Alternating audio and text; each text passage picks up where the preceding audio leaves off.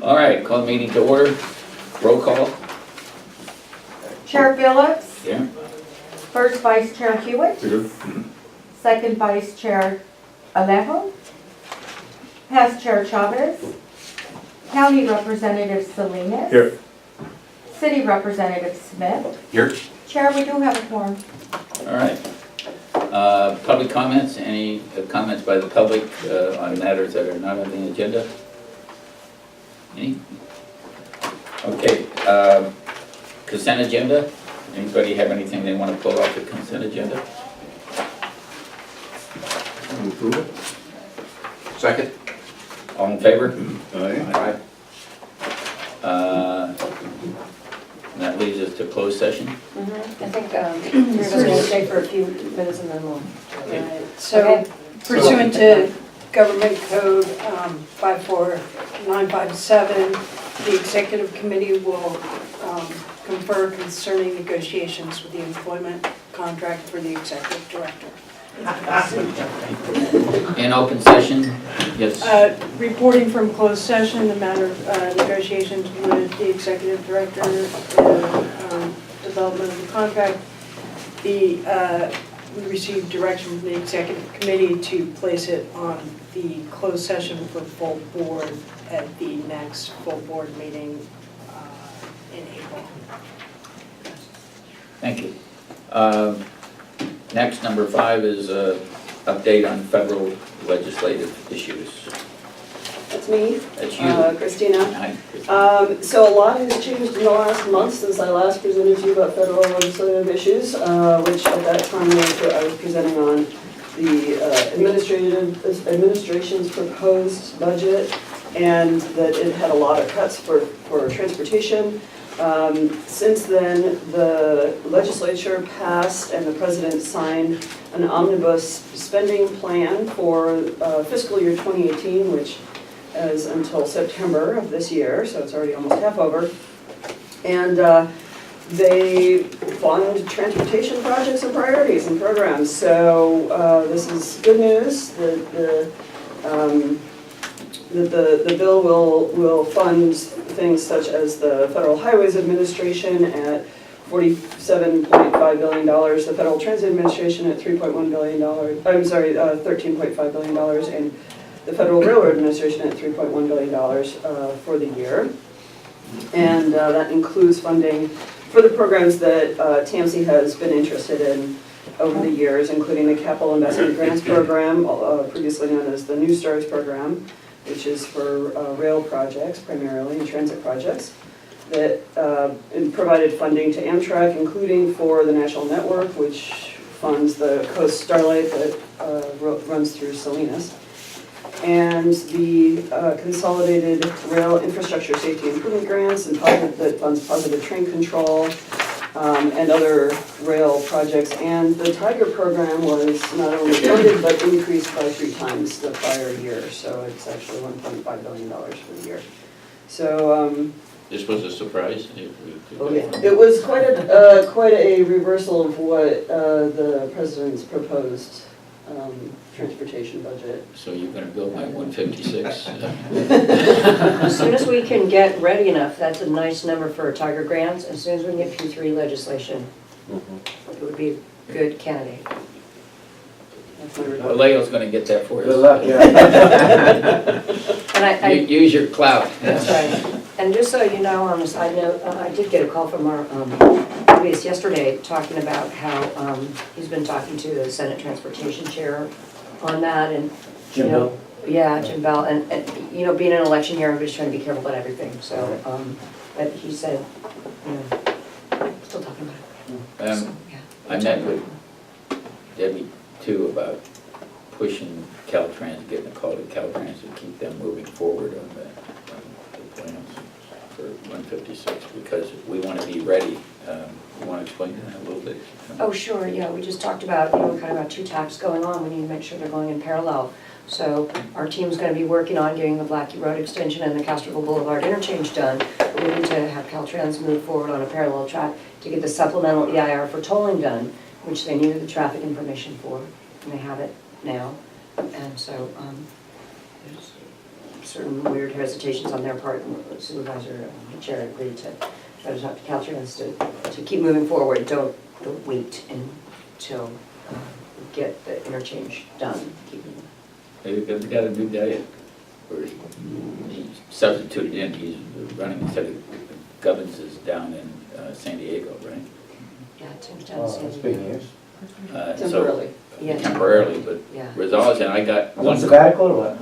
No. No, he's coming in No, I- to the, San Diego. The guy that, San Diego is now the head guy, right? She's, Or she is. Oh, yeah. Yeah. She's taken the director's job, vacated the San Diego district, so Tim went to San Diego. It's all interim, probably until the end of the, governor's term, and then we'll see who the governor appoints. Lori Berman is pretty good, I have a certain relationship with her. It'd be great if she stayed. We want Tim to come back, but that said, I've been fighting for a crosswalk for 2 years in Casterville, and it's been between Caltrans and I called him, Rosales, and within 6 hours, they got the permits from Caltrans to move forward. He cut through it for me. I don't know whether it was already sitting there and he just sent it, but he did something, so. Well, can you call again on a few other? Yeah. Yeah, he doesn't do the same for me. I was gonna say Pacific Grove could use a college, yeah. But Jim Bell's a friend, so we need to use that if something Oh, yeah. comes up, yeah. And he's gonna leave. leave in 2020, but talk about a guy who's not afraid to move something. He's not. Said he'll take on the toughest issue, but he has his last 2 years ahead of him. Is there anything you guys are gonna run into him? Pat? I don't know, CSAC maybe or something. Think about that. Yeah. Think about if there's anything you're gonna run into him at, Yeah. some kind of fundraising thing, something or other. Will he be at the league conference? Is there something in April? Maybe, Pomona? because SB one is big. Yeah, I think Pomona is the conference for the league. I don't know if transportation will be there. Any other questions on the presentation on the federal legislation? Take it out to the public. Any questions from the public? All right, bring it back. Number 6, receive a report on agenda for April 25th. All right. Have the agenda out there. I don't know if you want to scooch over to the left, Elouise, or the other ones. Yeah, right. Sorry. Right, Sorry, Mr. White. No, you're fine. Okay. It's all right. Okay, so we have 2 closed sessions on the agenda. Closed session number 1 is what we just talked about, the executive committee, so looks like we'll proceed ahead with it then like this. Closed session number 2, looks like the numbers are all messed up, but closed session number 2, Christina, you want to just talk about that? Oh, this is, Mike is here, Mike can talk about it. Okay, Pardon? So it's yes, closed session on the rail acquisition, so Brenda Aguilar-Guerrero from Myers Nave will be here to present on the current status of the remaining 3 property settlements. what is the, you'll talk about it later, what is the Joe Beer? I thought he was a That's the, tenant. yeah, Yeah, so he's it's just the the way that the tenant, court tenant. decided to Okay, call it. So we It's tried not to really get versus him, yeah.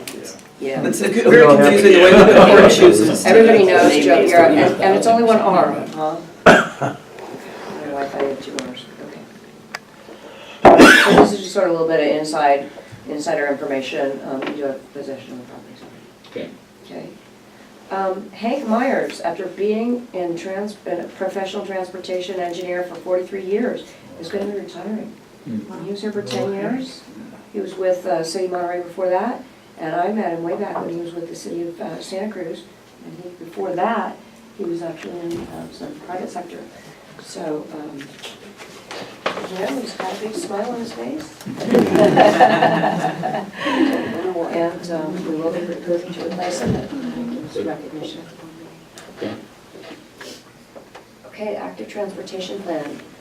This is something that Virginia Maria has been working on for quite a while. We've had an extensive public outreach to each of the cities and the county, and a lot of different activities. Barker Pedestrian Committee, and so she'll be presenting an overview of the draft plan, so you all can take a look at it and learn about the details of it.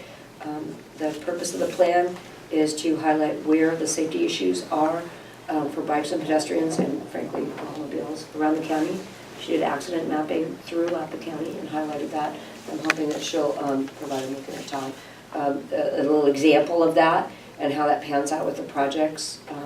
And then the goal is to position each of the cities and the counties' high priority projects for funding in either the active transportation program for the state or for the Measure X Safe Routes funding, a little bit of seed money, or for their own Measure X money. So it's very interesting and produced entirely with in-house. She's done an excellent job. So this is a draft being presented, and there will be opportunities to comment and presumably revise. Right, right. That's why we'd like to bring in these things at draft phase. We can walk you through the whole thing, do it at a point in time where you can provide it. There's two different lists. List number one is top 3 priority projects for each of the jurisdictions based on their top priority. And list number 2 is a ranked list of the top 25 projects throughout the county based on a whole set of criteria. And we'd like to, we're using some of our engineering money to further define those projects, again, to position them for regional grants. Cities can use this information to position it for local grants. Okay, and then item number 8 is a follow-up on the item brought up under announcements or requests for future agenda items for the TAMC board meeting regarding the proposed process for approval of public presentations by agency staff. I did chew on this a little while to try to figure out the right way to present it. And it seemed to me like, and I did follow up with Supervisor Parker to get a sense as to, you know, is this going to be an information item or an action item, and set it up in a way that we're not providing a recommendation to the board. We're just saying, here's what was discussed between the executive director and the chair, what was or wasn't discussed with the executive committee, and then allowing the board to provide additional direction. So this clarifies that the discussion was between the chair and myself. Talks a little bit about the background of the Port Orient Authority presentation and the notion that the proposal that he and I talked about was just that if there's something we thought would be controversial, that I would take time to talk to him beforehand. And if he had concerns that he thought the board might have, he would have it come to executive committee. Otherwise, things would continue on the normal process.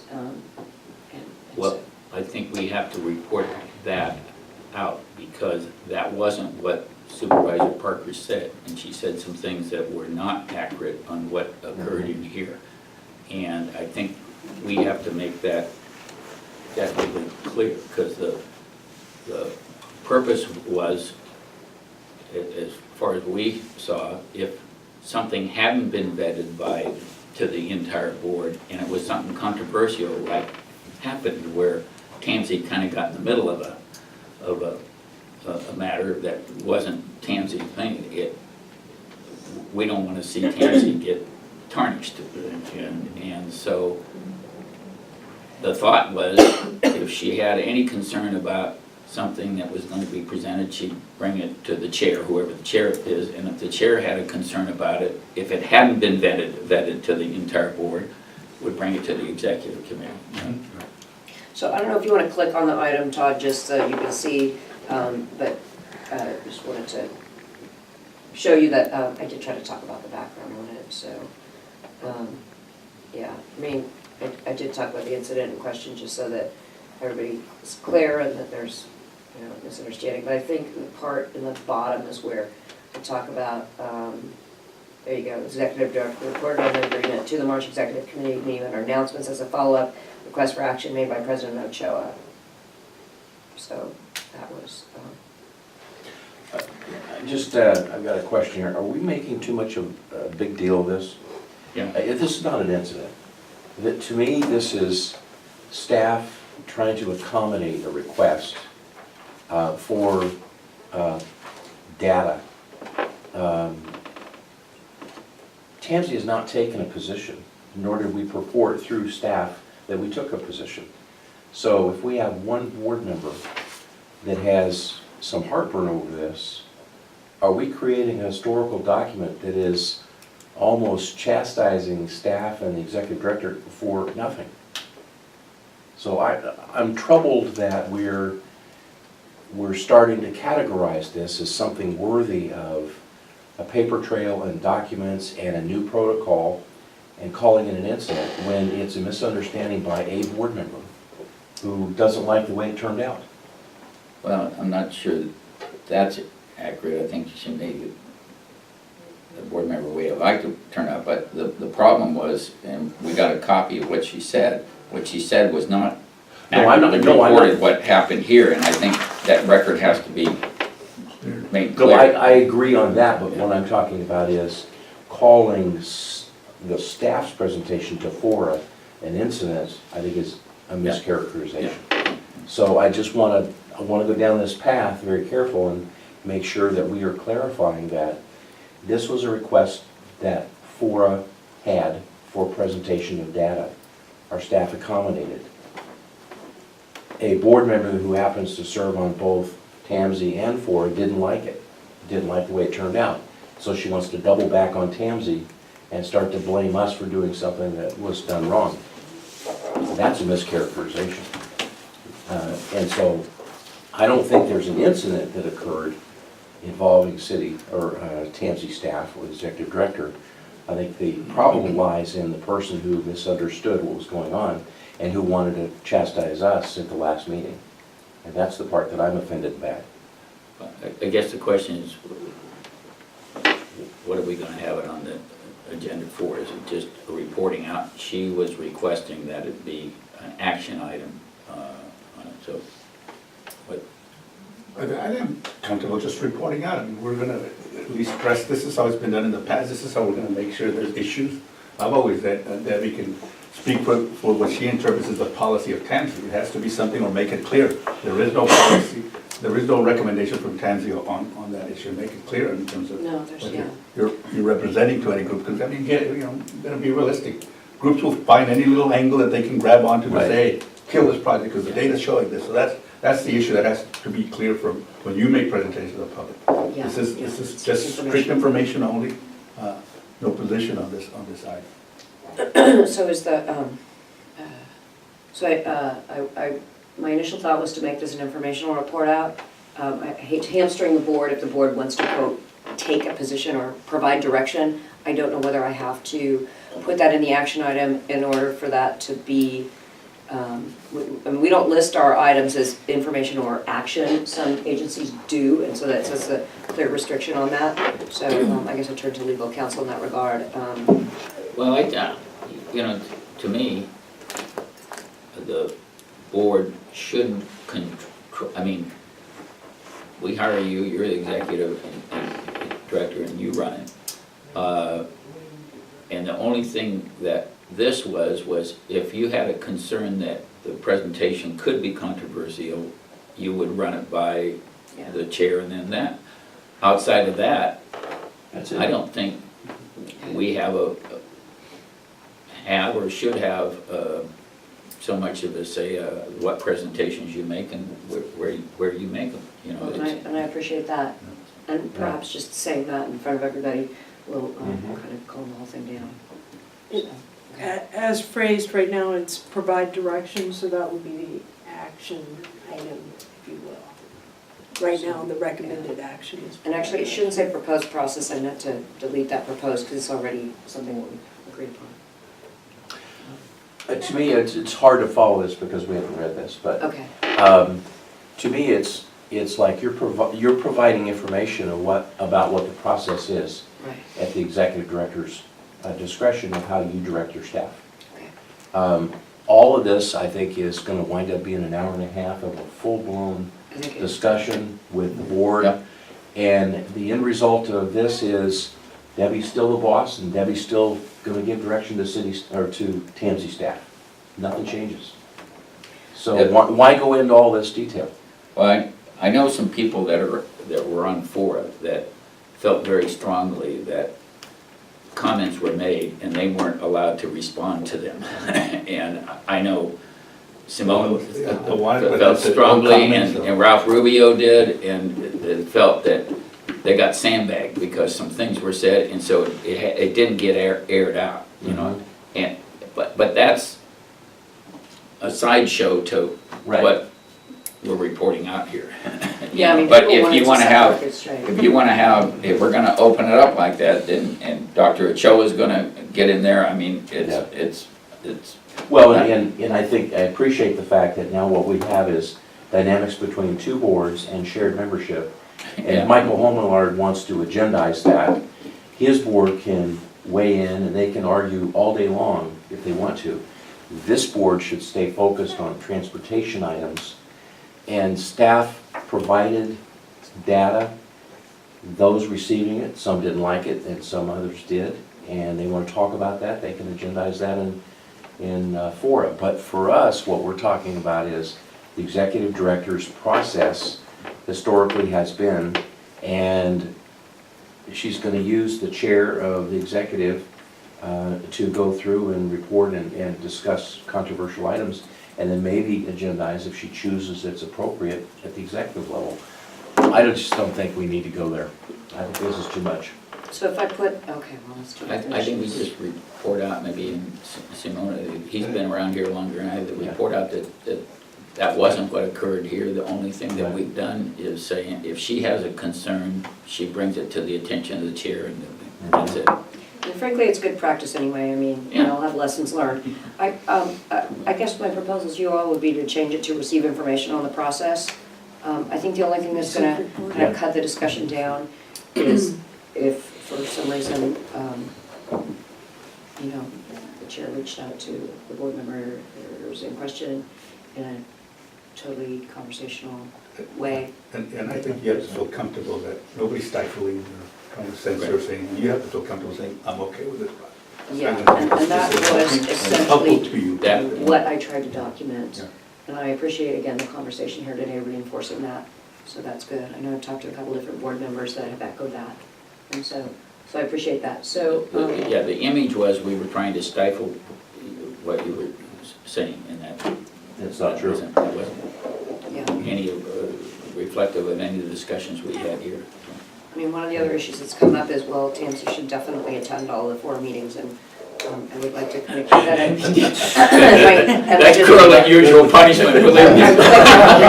Keep that at my discretion. Louise went to one of them, and Yeah, 4.5 hours and we did he take a vote. went 16 rounds in just one meeting. It would be useful to know that we could stay engaged in the forum process without having to go to Yeah. every single one of the meetings, because it is, as was pointed out in a recent article, an expensive meeting if I go every month, Yeah. simply to all of you that do have to go every month. Well, and couldn't you just add that on your report out, that you are engaged with other board actions and other agencies, and as an example, you go to fora when it's appropriate, or you send staff when it's Yeah, appropriate. I can add that in there. Again, I think the only thing, some of this is information that I know, I mean, you've already said certain people want to have a chance to speak their piece, and so that's, Yeah, it's their discussion. I mean, the thing that brought the discussion to light was fora, but I mean,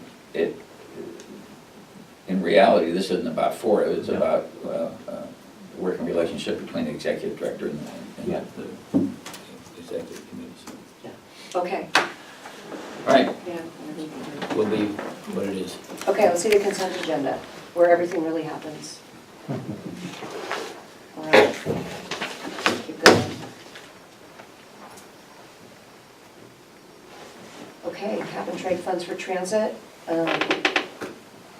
We got things happen a little bit faster than we expected, and actually the last board meeting, I did sign the allocation of our cap and trade funds to MST. It's a little unusual that we directly get money from this cap and trade program in our county, since there's only one transit provider. It's pretty straightforward. We give MST the discretion to use this money for what they propose, and so it's just explaining to the board what I signed. Amendment 1 to the Alta Planning Design, it's just extending the due date for the work. It's just, right now it's in June 30th, and I think it's going to go a little longer than that. I don't think it's going to go a lot longer than that. But since we ended up with a good list of regional projects, it took us a while to rank because we really made it very quantitative. So we moved. The rail project, this is very exciting news. This is the structure demolition for the parcels that TMC now has possession of around the train station to enable us to then move into the process of relocating utilities from their existing location into what will become the Lincoln Avenue extension. And then after utilities are relocated, we can begin construction. So this is the first step in that process. And it's exciting to see that the goal is to have this go to the August TAMC board meeting. The contract, yeah. Yeah, I've been pushing the staff to get it on as soon as possible, because the longer we sit on property we're going to demolish, the more expensive and more work it is, and more we get complaints from the downtown association and such. And when is the demolition gonna happen, by the end of the year or early 2019? After the contract is executed. So there's the process that has to happen between putting out the bids and getting a demolition contractor under contract, and then they have to file paperwork with the state via Caltrans, and then they'll be able to begin demolition. So it'll be this fall. It'll be the end of the year. By It'll be the end of the year. year. It has taken us, if I had to guess, I would guess it will take us less time to do the demolition than it will take to do all the paperwork leading up to the demolition. Yeah, some of those It go will down be pretty like quick. 3 days. Yeah, it How many kind of properties? blows me away. It's 6 structures, 1 outbuilding, and 1 trash enclosure. Photo op, me and Luis will be there. Oh yeah, we will have a groundbreaking. Absolutely, we'll get You're gonna do a ribbon everyone's cutting of the demo? Yes, there will be a demolition. No, We'll be they- right behind Louise. Yeah, building breaking. Groundbreaking. Oh, yeah, it'll be very exciting. Did you want to rent a building there? Oh, never mind. Yeah, Oh, yeah, Right up from the that's air the photo op. That's the photo op of the supervisor. all right. Go ahead, Todd. This is for an easement with state parks. They, on the Monterey branch line, railroad branch line, there's the balloon spur by the 8th Avenue overcrossing just south of it. And the state parks owns the inside of it, and we own the spur and the balloon. And this is an easement to grant them permanent access to that and clarify that whole arrangement. It's something that we've actually been working on a long time, and with Hank's retirement, Hank put quite a bit of effort into this, and pretty excited to get this wrapped up before he leaves. So this is the conclusion of that. So can I ask a question about, who has primary law enforcement responsibility for that area? State Parks is on their property. That is a problem in that there are state parks for the state park property, and then the individual city jurisdictions for their property, and then Department of Defense for the Presidio Annex, which is also right near there. So there is several different agencies with responsibilities in that area. So have we had executed protocol agreements between those jurisdictions? So does the chief of police of Seaside know that, and does the state parks know the response? Because when somebody calls, who goes, who gets sent, and who's supposed to go?